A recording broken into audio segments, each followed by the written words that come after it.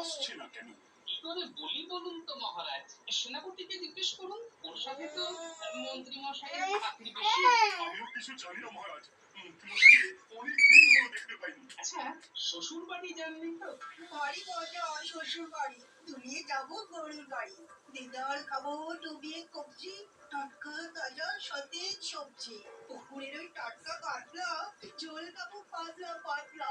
না না, আমার মনে হয় মন্ত্রী মশাই বিভাগী হয়ে গেছেন। কয়েকদিন ধরেই কেমন উদাস বাউল ভাবছিল। মন্ত্রী মশাই বিবাদী? ঠিক মিলছে না, কোথাও যেন একটা খটকা লাগছে মহারাজ। খটকা? কেন কেন কেন খটকা কেন? দেখুন মহারাজ, কেউ যখন ইচ্ছে করে অন্তর্ধান হয় তখন বুঝতে হবে এর মধ্যে কিছু একটা কারণ তো আছেই। কি কারণ? সেই কারণটাই তো খুঁজে পাচ্ছি না মহারাজ। তবে কিছু একটা গোলমাল তো আছেই মহারাজ। হ্যাঁ? সে কি গো? মন্ত্রীর নির্দেশ?